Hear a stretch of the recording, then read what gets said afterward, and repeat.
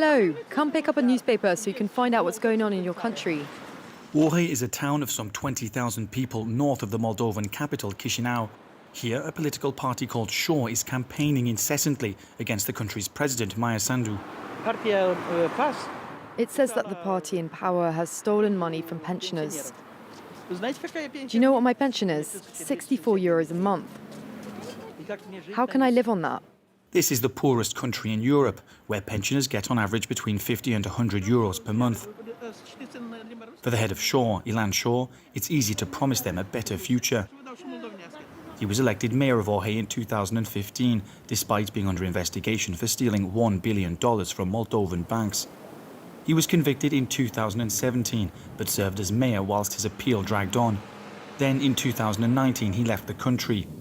But Orhei remains his stronghold, a town he uses to boast his record.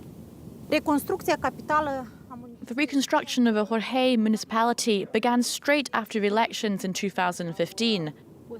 That's when large projects linked to infrastructure, public roads, lighting and parks got underway. Cristina Cojocari is Orhei's deputy mayor. When Ilan Shor was in charge, she says she oversaw the town's anti-corruption drive. But she refuses to talk about his criminal conviction. I consider that there's no reason for me to give my opinion, as long as we have legal representatives who can speak about the case. But Cristina does insist showing us some of the works carried out by Ilan Shor in Orhei, like this school. It's the first nursery school to have been completely renovated and kitted out with everything needed to give the children a good upbringing. The head teacher is waiting for us.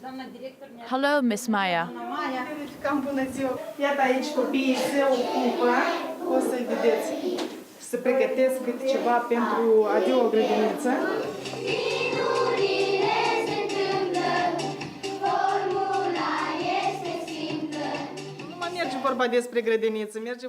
We're grateful not only for our nursery school, but for everything that's been done in Orhei.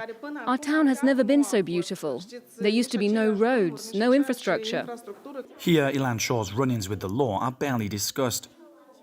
We don't talk about it. We don't really have this kind of debate in our community. Exiled in Israel, Ilan Shor now records videos rousing his supporters with anti-European speeches inspired by Russian propaganda. Pursuing this pro-Western path of so-called European integration will bring war and poverty to Moldova.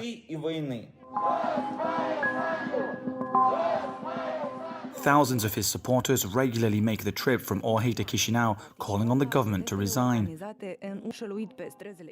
But there's nothing spontaneous about these protests.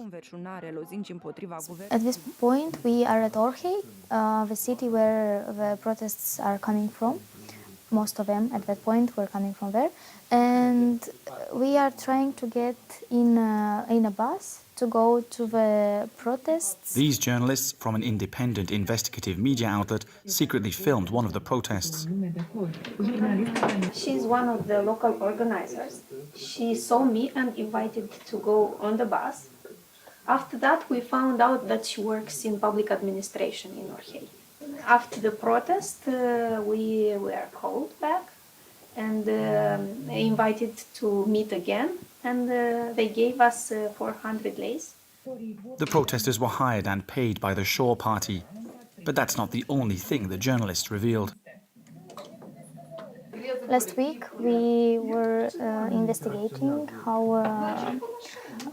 the party Shor is trying to involve students and young people in their protests. So the guy in the center, I spoke with him 2 times. He promised to the students that they will have around 100 euros for one participation. This is a new thing that they are doing. Before that there are no young people who were involved there, only old people. The fact that Shor only hires young people concerns these journalists. They think the party may be using them to stir up violence at protests.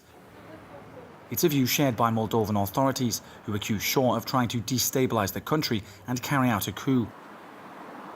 Back at the beginning of March, they dismantled a secret network thought to have sent dozens of young men to a training camp in Turkey.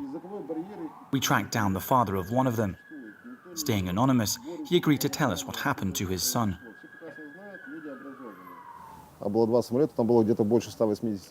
They chartered 2 planes with 180 people on board. They booked them a hotel. On the last day, they gathered them in a room. Ilan Shor appeared on a big screen to speak to them. He spoke to them about the country's political situation, and afterwards, each person was asked to take cash back with them to Moldova. It was around $10,000 or euros. Nowadays, young people want to live the good life, buying a new phone or a holiday with a girlfriend. But there isn't any work in the country, only low-paid jobs. That's why these youths are easily lured by money. Against that backdrop of suitcases filled with cash, young people paid to protest, and pensioners receptive to Shor's populist slogans, Moldovan authorities accuse Ilan Shor of being an instrument in Moscow's hybrid war. The schemes used by the oligarch to finance his activities remain unclear. He has just been sentenced on appeal in absentia to 15 years in prison.